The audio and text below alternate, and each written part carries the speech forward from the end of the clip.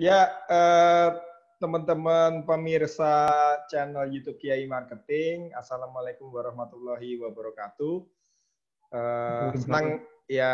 Senang sekali hari ini kita bersama salah satu kawan pembicara sekaligus praktisi di bidang properti, pemilik dari Granada Property. Ya, beliau adalah Pak Tony Wibowo. Nah, kita akan sharing kepada Anda semua adalah bagaimana cara mengawali bisnis properti khususnya untuk para pemula. Oke, waktu dan tempat saya persilahkan kepada Pak Tony. Monggo, pertama mungkin perkenalan dulu Pak, sekilas Pak Tony dengan Granada Propertinya, kemudian bagaimana asal mula kemudian Bapak tertarik masuk properti dan perkembangannya sampai sekarang, Pak. Silakan, Pak. Oke, terima kasih Pak Angge. Saya Tony dari Tuban. Saya masih banyak belajar juga. Cuman saya mulai properti 2015. Udah 6 tahunan Pak ya. Jadi bulan ini kita kebetulan juga pas ulang tahun Pak. Alhamdulillah. Pas Juni itu 6 tahun. 6 persis tahun. gitu, tanggal kemarin ya. Ya. Nah kalau saya ini sih berangkatnya justru apa ya? Awal mula saya itu kan tidak ada background di properti. Bisa bukan mantan agent, bukan seorang kontraktor atau pernah nukang batu juga enggak, atau saya juga bukan flipper. Dan saya juga bukan enggak ada background sipil juga gitu. Iya. Cuman yang mendasari saya kenapa sih properti gitu. Nah, bukan saya penjual baju. Jual baju, terus shipper Pak ini ceritanya. Dropship, ya ada sedikit stok sendiri gitu. Ya. Cuman satu hari itu saya ada nggak sengaja pas ke Surabaya, ke daerah Ampel gitu ya, belanja, kemudian mampir ke rumah temen kuliah waktu itu, teman lama sudah kayak saudara. Nah, nggak janjian sih, cuman ternyata hari itu juga ceritanya itu teman saya habis pulang dari rumah sakit. Jadi habis punya anak yang kedua dan Qadarullah diberi ujian. Anaknya ini cacat Pak, cacat anak kecil masih bayi itu dia nggak punya hidung, hanya lubang itu nyatu gitu, menganga lebar gitu. Sehingga saya sama istri sama teman saya dan istrinya teman saya itu tangisan Pak di kamar itu, kita berempat nangis semua gitu. nggak nyangka juga luar biasa berat ujiannya itu. Nah pulang dari sana itu tiap hari kepikiran gitu, jadi kepikiran coba hari ini kita udah punya uang banyak gitu ya, mungkin tetap nangis juga, cuman paling nggak bisa bantu-bantu operasinya lah apa gitu. Nah sayangnya kita waktu itu nggak punya uang kita cuma nangis sama doa gitu. Nah, akhirnya sama istri kita harus punya uang banyak, gampangnya dari orang kaya gitu lah. Nah, cuman usaha apa ya yang bisa dapat uang banyak dan cepat gitu Pak, ini agak ngawur sih waktu itu mikirnya, banyak dan cepat gitu. Terus saya browsing, cari informasi, cari nyari ide lah gitu. Ketemunya properti. Cuma saya nggak mau, saya ada penolakan itu Pak. Ya. Kok properti ya? Saya kan nggak pengalaman gitu, nggak pengalaman. Terus nggak pernah kuliah juga gitu. Saya cari yang lain lagi, tapi nggak nemu gitu. Nah, Pak itu memang mau nggak mau saya memutuskan di properti. Salah satu yang saya nggak mau itu kan berarti kalau saya masuk ke situ kan harus ketemu mediator, maklar itu ya. Nah, saya kan dari kecil itu waktu bantu ibu di pasar itu kan sering kumpul para maklar kambing, gitu, sapi gitu ya. Itu kan mereka biasa sumpah tapi ya agak benar itu. Wani mati tapi ya enggak gitu. Ya ngomong gitu udah biasa gitu loh. Nah, saya itu menghindari yang enggak gitu. Cuman ya karena keinginannya sangat kuat, ya udahlah mau nggak mau kita masuk ke properti. Tapi nggak ada ilmu sih waktu itu. Terus saya browsing cari satu workshop, Ya. ketemu ternyata bukan bukan property developer tapi property investor. Hmm. Kita belajar praktek, tapi alhamdulillah belum berhasil. Sampai uang toko habis, nggak bisa belanja untuk pulaan, nggak bisa, lumayan beberapa kali tengkar sama istri juga gitu. Tadi udah tokonya nggak bisa belanja lagi, utangnya banyak, kesedot di properti yang tadi, yang investasi itu. Nah Beli itu, rumah tapi nggak laku. nah itu berarti bisnisnya awalnya adalah fashion ya Pak, baju ya. Iya, jual baju ya, dropship Untuk, sama beberapa yang stok gitu pelaan, Pak. nah kemudian nekat bisnis properti dengan cara jual beli properti dulu gitu ya. Maunya gitu, Ya. praktek di workshop, Pak. Cuman ininya gagal lah gitu, belum berhasil. Tapi atas gagal itu kan lumayan sudah menghabiskan uang uang usaha kita yang di baju itu gitu. Tapi kan berarti masih punya aset kan? Atau itu KPR atau gimana? KPR Oh, KPR. masih punya aset, akhirnya kita jual, agak lama juga, tapi udah kadang utangnya banyak gitu. Hmm. Pokoknya dari situ eh, toko udah nggak jalan bagus, utangnya banyak. Cuman saya diem, agak-agak apa ya, agak down dulu, Pak.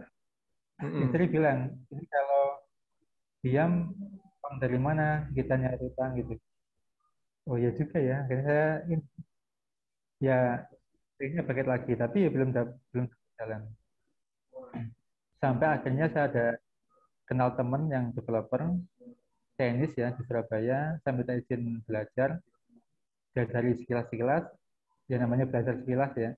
Tapi karena saya pengen bangkit lagi, saya prakteknya itu lebih ngawur, Pak. Cari tanah, pengen developeran, tapi malah sengketa lagi sama temen. Hmm. Jadi 3 kali awal saya dapat tanah itu malah bermasalah semua, gitu. Hmm. Begitu. Jadi lumayan panjang Jadi sih awalnya.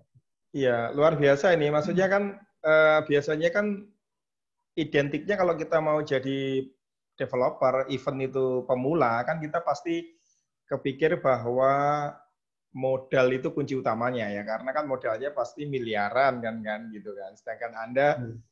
modal nekat ibaratnya, kok berani gitu, Iya, gimana Mas ceritanya? Kok bisa ngajakin orang misalkan kerja sama tanah segala macam lah, Anda bangunnya dari mana misalkan? Kunciannya iya. ada di mana? Saya itu modal pasti penting, Pak, dibutuhkan. Nah, saya modalnya pakai uangnya ini, sepupu, terus Pak Ale, bule, itu saya kumpul-kumpulkan, Hmm. kumpul berapa ratus juta gitu, saya pakai DP. Nah, cuma saya meyakinkannya ke para pembeli itu kan, saya bilang saya itu pengusaha baju, Yes. eh, kirim-kirim juga di apa di Hong Kong, di Mesir, gitu, di Thailand. Ya. Waktu itu memang kita nggak ngirim kan. Terus Hmm. saya juga main properti gitu.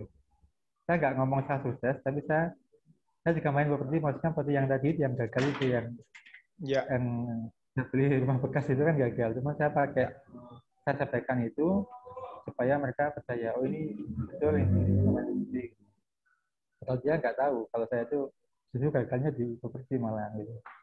Ya. Akhirnya saya di Tempo sekian bulan, untuk dana awalnya itu DP-nya saya pakai tadi dananya Pak Ale, beli sepupu, Hmm. Ya. ngumpulin, dan ternyata kejeglong juga, Pak, Oh, masih bermasalah. masih kejeglong juga.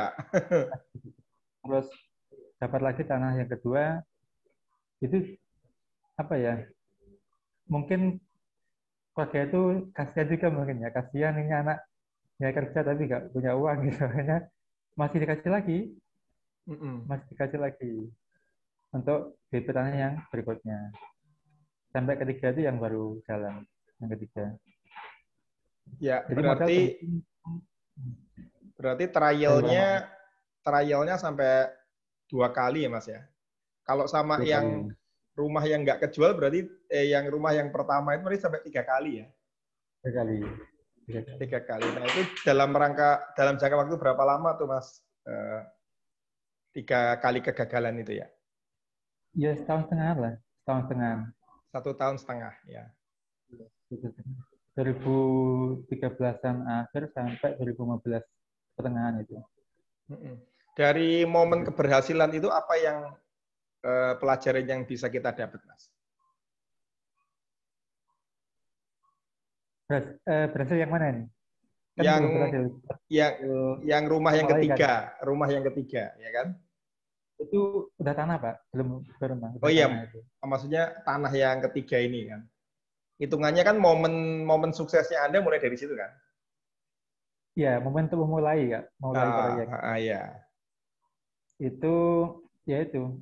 Kuncinya kita biasa sempat mengalami down juga, apa ya, nggak ada semangat, tapi istri yang mendorong. Jadi kalau sampai diam, tapi bahasa Jawa ini ya. Iya, nggak apa-apa. Campur-campur. Menengah itu terus duit dikain utang gitu loh. Jadi kalau kemudian diam itu uang dari mana yang nanti dipakai dari utang-utang kita gitu. Ya. Ya itu itu sering disampaikan istri itu. Sehingga saya mau nggak mau harus cari tanah lagi. Meskipun sudah gagal sekian kali, harus cari uang lagi untuk DP-DP itu gitu. Cuman gagalnya saya itu tetap saya pakai sebagai acuan untuk ngomong ke orang. Saya itu main di situ gitu. Kan orang nggak tahu, saya gagal. Cuma saya pemain properti juga gitu. Orang kan nggak akan detail apa ya, mencari tahu. Ya tetap bangun persepsi yang bagus lah ke pemilik tanah. Supaya kita boleh beli dengan cara cash tahap juga ke mereka. Gitu, Bang. Ya, jadi waktu momennya yang ketiga itu, kemudian ketemu tanah yang benar, mungkin perlu didefinisikan nih tanah yang benar seperti apa ya. Kemudian bisa bayar secara bertahap, kemudian membangun berapa rumah dan terjual berapa rumah, dan kemudian laba berapa, Mas, kira-kira? Ya. Jadi yang pertama itu cuman 8 kafling, Pak. Kecil. 8 kafling, saat itu lupa saya, 150 itu berapa ya? Jual kafling atau rumah? Rumah. Oh, ukuran? Cuma 8 unit, tipe 45. Tipe 45. Sama 36. Tapi komersil, bukan PBB ya. Kunci properti kan cuma 2, Pak. Ya. Yang pertama adalah di legalitas, yang kedua di perizinan. Itu kalau marketing itu nomor sekian. Kenapa? Karena meskipun kita jago jualan gitu ya, meskipun tanahnya itu nggak jelas, kita jual kan tetap laku. Tapi kalau nggak beres secara legalitasnya, nggak ada izinnya yang ini, itu pasti bermasalah nantinya. Jadi kalau saya sih harus, jadi di tanah itu harus dipastikan jelas legalitasnya. Yang kedua memang secara daerah itu memang area untuk pemukiman RT RW-nya, sama nanti lengkap perizinannya kayak gitu. Baru kita bikin semacam FS lah. Ini kalau kita bikin proyek, siapa sih yang bakal beli itu nomor sekian. Yang penting itu dulu, malah di legalitas sama izin. Gitu sih. Oke, kalau misalkan izinnya legalitasnya sudah oke kan, sedangkan Bapak tadi kan tidak ada background di bidang kontraktor, kemudian Bapak hanya belajar sebentar di kawan ya, yang di Surabaya tadi yang bergerak menjadi developer. Nah itu bagaimana Bapak merancang proyek yang pertamanya itu gitu, bagaimana merancang manajemennya, pembangunannya, sampai kemudian selesai jadi kok bisa jadi gitu Pak. Banyak cerita lucu sih. Pertama saya itu pernah ke bank, saya keliling bank, tanya caranya kabar gimana gitu. Kan saya datang aku sebagai developer, tapi tanya soal bagaimana ngurus KPR kan jadi lucu ini. Ini developer tapi ngerti apa gitu, diketawain sama bank gitu. Ya asal-asalan, tapi biasa emang nggak ngerti kan, biasa tanya aja gitu. Ya meskipun diketawain tapi ya udahlah, saya butuh caranya informasi gitu. Kemudian ya tentang alur KPN. Nah, saya itu kebetulan punya pengalaman di marketing, Pak Bangga. Ya. Sejak di waktu saya baju itu memang saya merasa cukup kuat di marketing juga, sehingga saya buka lowongan, ada berapa yang daftar dapat 4 orang, sebenarnya saya ajari jualan perumahan gitu. Meskipun saya juga nggak ada pengalaman untuk jual perumahan, tapi ya ilmu marketing umum saya terapkan di situ, alhamdulillah juga berhasil. Gitu. Untuk manajemennya masih kacau, jadi saya dan tim masih 4 orangan itu kan apa namanya ya canvassing, ya jualan, ya ngeprint apa brosur, nyetak ke percetakan, ya jaga kapling, apa ikut motor pembangunan. Ya alhamdulillahnya di awal-awal itu kita ketemu sama pemborong yang nggak bagus. Jadi ya ada aja masalahnya gitu. Kita pun nggak cukup waktu untuk kontrol setiap jam kan. Mungkin juga harus jualan. Jadi banyak komplain. Singkat cerita, tahun pertama itu kita closing 130-an sekian unit. Wow, banyak ya. Tahun pertama.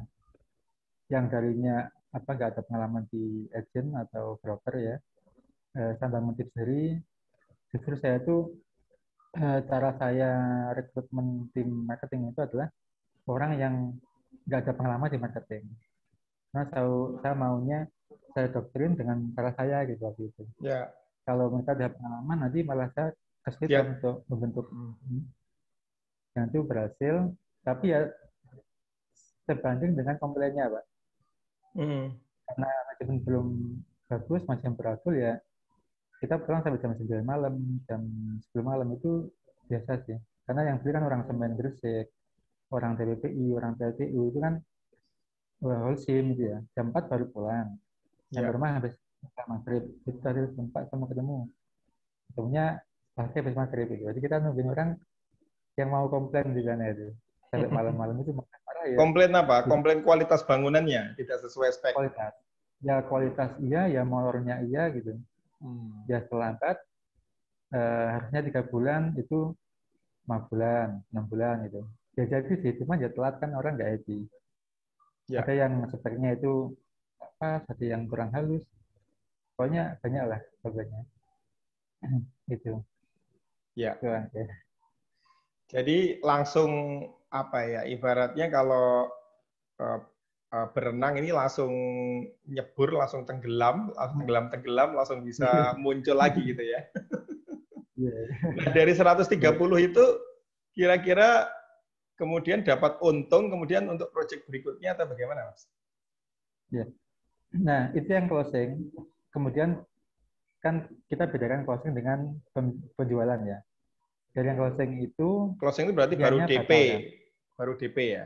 Ya, baru booking sama DP juga. Ya. Ternyata ada banyak yang reject bank gitu. Ya, terus kita nggak deal dari banknya. Iya, nggak approve lah, nggak ACC. Nggak ACC, ya.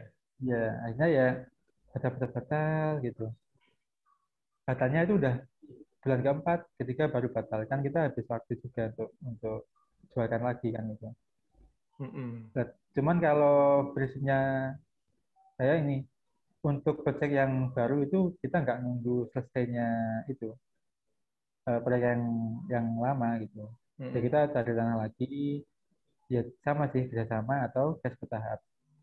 Tapi alhamdulillah mulai proyek yang keempat itu udah ibaratnya kalau awal itu saya yang aktif nyari tanah, ketemu teman-teman mediator ya.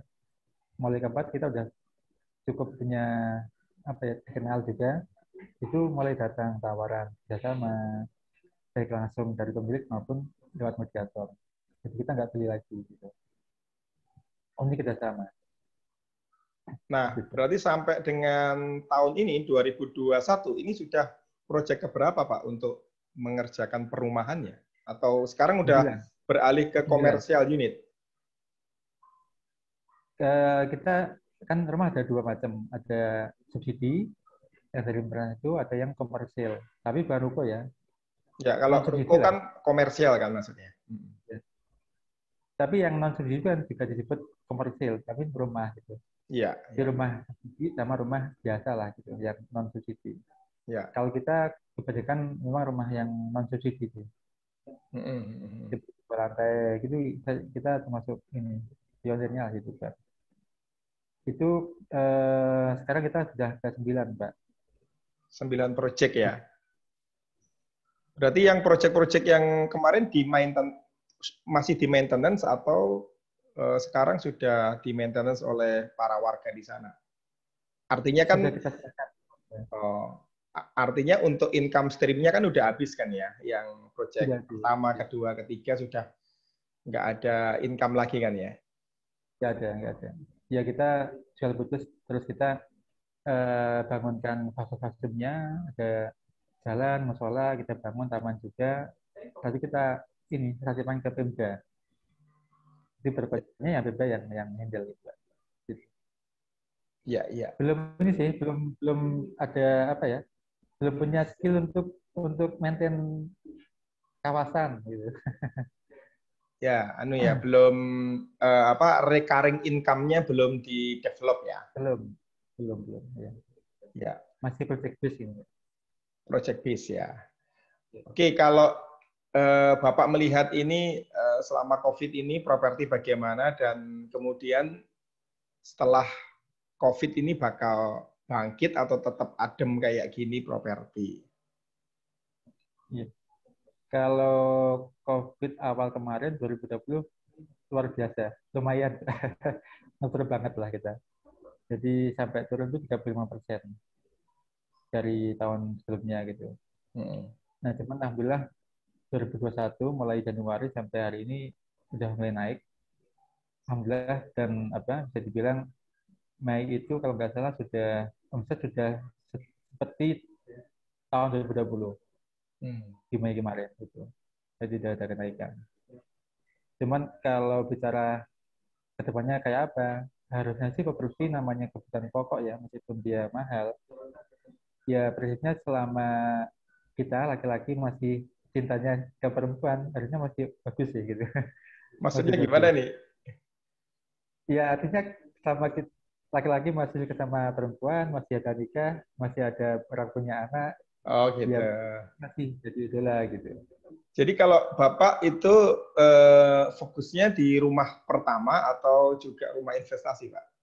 Yang sekarang ini. Kalau kita kan di daerah di kota kecil ya di Tuban itu apa namanya ya mostly yang beli ini pembeli pertama gitu ditempati. Jadi untuk Ada anu ya, beberapa yang rumah pertama ya. tapi tidak banyak. First time house ya. Yang betul. Yang investasi ada cuman nggak banyak sih. Hanya Hmm. berapa aja. Beli dua gitu itu ada yang beli dua jadi beli lagi gitu. Ya, kalau kita bicara ya tentang properti kan eh, apa ada resiko gagalnya, Pak ya. Resiko gagalnya dan titik kritisnya itu kalau kita bisnis developer properti itu ada di mana, Pak?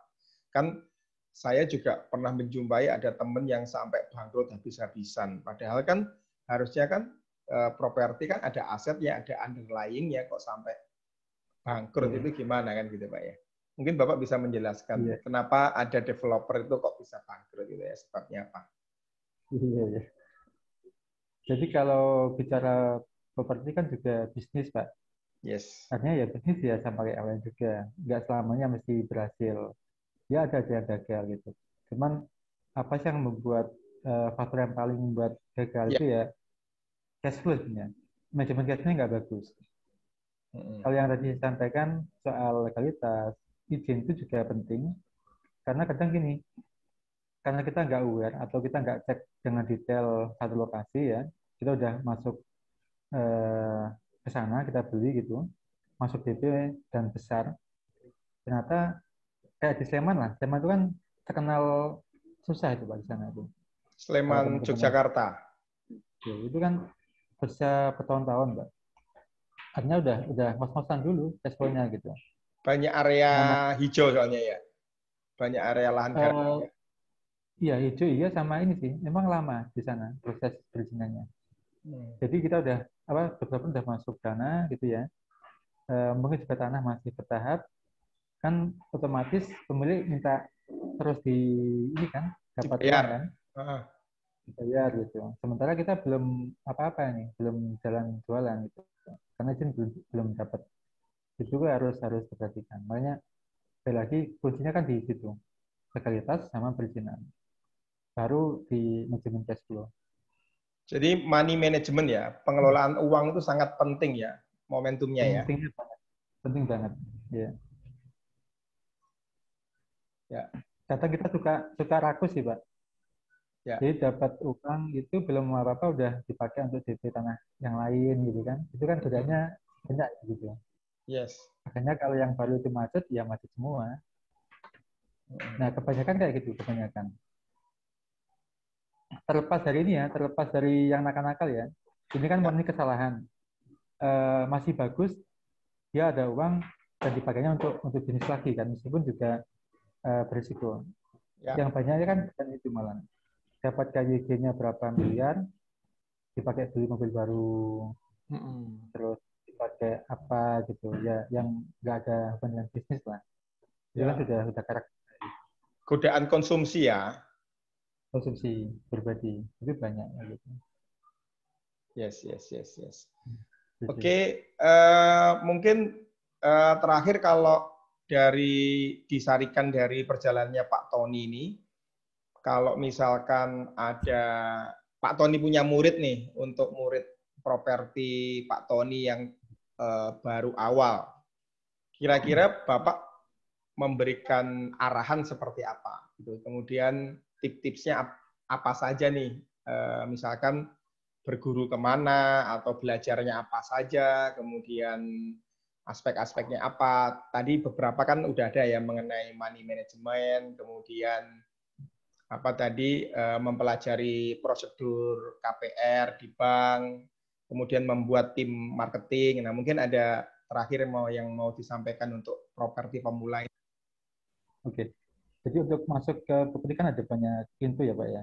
Bisa Ya, kita startnya dari jadi agent, bisa atau broker ya, atau jadi kontraktor juga bisa juga, atau jadi flipper lah, dijual beli cepat super. gitu. Ya, betul. Dijual cepat itu juga bisa. Cuman developer itu satu disiplin bisnis yang butuh mindset yang baru Pak. Jadi mantan agent yang sukses, mantan flipper yang sukses, bahkan kontraktor yang jago bangun fisiknya gitu ya, Hmm. itu banyak yang gagal ketika dia masuk ke developer. Kenapa? Mereka nggak bisa merubah mindsetnya gitu. Nah, kalau saya hari ini hemat saya gini, Mindsetnya apa? Maksudnya mindset apa ini? Kayak tadi apa namanya uangnya nggak boleh dipakai dulu atau apa ya, mindsetnya? artinya kalau agent kan dia fokus ke jualan. Hmm. Kalau di Kontraktor pemborong fokus itu kan bangun. fokusnya ke pembangunan gitu. Ya, Developer kan lebih dari itu, lebih kompleks lah gitu. Ada izin perizinannya, ada ininya, ada pengaturan cash flow juga gitu. yes, Kan biasa kompleks. Dan itu yang nggak disadari itu. Jadi orang yang jago bangun ketika masuk developer cakepnya itu sama, itu udah pasti tanda-tanda dia akan gagal. yes. Makanya kalau saya lebih baik untuk pemula, ya boleh workshop atau belajar, tapi lebih amannya adalah kerjasama dengan developer yang pengalaman, Pak. Itu udah pasti lebih aman. Bagi hasil dengan mereka, meskipun dapat persentase yang kecil, nggak masalah. Tapi satu proyek, insya Allah itu clear, selesai gitu. Daripada kita hanya mencukupkan diri belajar baca buku, ikut workshop atau apa, ya itu bagus sih. Cuman kadang nggak semudah itu di lapangan itu. Ada aja Ya, permasalahan. Nah, dengan kita netting lah gitu, kita kolaborasi dengan teman-teman yang udah pengalaman ya, developer yang udah punya proyek, kita bisa belajar A sampai Z-nya gitu. Nggak hanya jualannya, nggak hanya pembangunannya, nggak hanya isinya, tapi semuanya dapat gitu. Semua dapat. Meskipun kita di proyek itu kita nggak dapat profit yang banyak, nggak masalah. Tapi proyek yang kedua, ketiga, dan berikutnya itu kan bisa mandiri, karena udah pengalaman. Saya pernah ya, diminta untuk kasih apa ya jadi konsultan di ya teman, saya nggak mau karena saya lihat teman saya ini belum apa ya belum cukup pengalaman, saya tawari. Kalau mau ya kita kerja sama aja gitu. Bukan berarti kita mau dapat bagasi yang banyak, bukan. Tapi saya nggak mau menjadi mentor atau apa yang untuk pemula gitu. Nanti kalau ada apa malah kena juga kan kita kan. Jadi anu ya, apa namanya, bahwa ilmu developer ini kalau menurut Pak Tony memang banyak ilmu lapangannya ya. Jadi ibaratnya harus Betul. banyak berlatih, practice makes perfect kan gitu Iya. ya. Kalau apa istilahnya ilmu teorinya sih ibaratnya ikut 1-2 kali workshop mungkin beres ya Pak ya. Iya. Kayak contoh ya, Pak. Contoh satu proyek saya itu pernah ada case itu kita ngirim armada dump truck itu berapa 100 lebih unit lah itu untuk pengurukan, Pak. Hmm. Tiba-tiba ada masalah sama warga di stop, dikasih batu besar gitu di tengah jalan nggak bisa lewat. Itu Ya. sampai mengeluar, Pak, sampai ke jalan raya Pewanjang gitu. Kan ada apa gitu, Pak, tiba-tiba diplan sama warga. Itu kan nggak ada di workshop ya gitu. Hmm. Ya kan jajan sama si teknisi workshop. Dan itu Yes. satu dari sekian contoh di lapangan yang kita nggak pernah duga gitu. Kan harus diselesaikan saat itu kan. Itu selesai. Saat itu nggak bisa nggak. Karena bisa dibayangkan 100 sekian unit mobil dumper itu ngantri Pewanjang sampai ke jalan raya itu. Dari Ya. jalan biasa sampai jalan raya. Itu kan harus selesai dengan cepat juga gitu. Hmm. Itu sih. Belum yang lainnya juga. Oke Pak, kalau itu mungkin statement terakhir Bapak, mungkin statement terakhirnya berkaitan dengan kata-kata motivasi nih. Apa yang Bapak mau sampaikan untuk para developer muda nih yang pengen seperti Bapak kan gitu kan. Nah, kalau nggak salah kalau dari misalkan broker, kemudian apa namanya broker, kemudian kontraktor sama developer itu kan margin terbesar kan memang di developer ya. Kalau tidak salah minimal 10 kali lipat dari harga tanah, apakah betul? Iya. Tergantung sih, Pak. Tergantung juga. Lebih dari 10 kali lipat Banyak harga tanah. apa ya? 4 ya. Iya. Yang nggak sampai juga. Kita di tempat. Nggak mesti sih, Pak. Nggak mesti. Ya. Tapi yang pasti lebih banyak dibanding di perusahaan agent. Kalau Yes. saran saya sih ini apa namanya apapun bisnisnya, termasuk kita mau masuk ke developer properti ya, yang penting kita bisa mengukur resiko terburuknya apa gitu. Yes. Kalau saya dulu kan memang masuk dulu nyemplung baru tenggelam kan, tapi nggak Yes. semua orang kuat ya gitu. Makanya Yes. saya mending udahlah kolaborasi sama yang udah pengalaman gitu. Belajarnya dicukupkan dulu. Karena bisnis ini ketika ada gagalnya dan ada hutang yang apa ditimbulkan itu pasti Gede ya? besar. Iya pasti gede ya, gitu ya. Pasti, dan itu lama, Pak. Itu lama selesainya itu. Yes. Karena kan hubungan dengan uang-uang banyak kan itu. Dan nggak semua orang itu kuat di situ. Yes. Makanya mending ya udah main aman aja gitu. Gitu sih.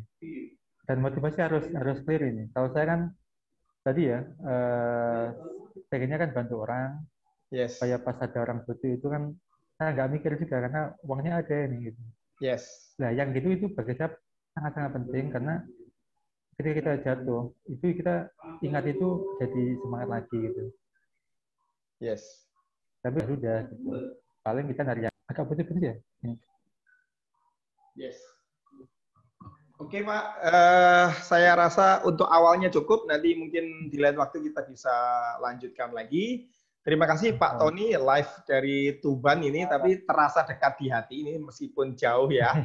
Dan semoga kita semua tidak terjangkit COVID, sehat, selamat, dan COVID ini segera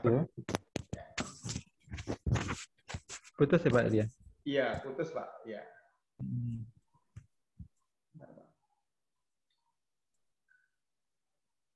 Koneksi internetnya sepertinya ini Pak. Iya. Ya nggak apa-apa. Oke. Ya. Masih banyak udah diajak ngobrol ini saya. Iya, iya. Terima kasih saya Iya. atas ilmunya Pak Tony. Ya, memang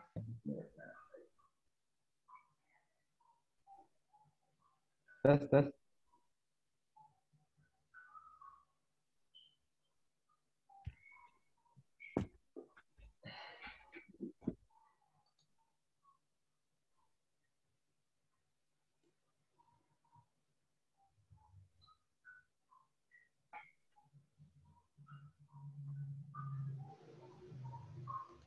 Halo, halo.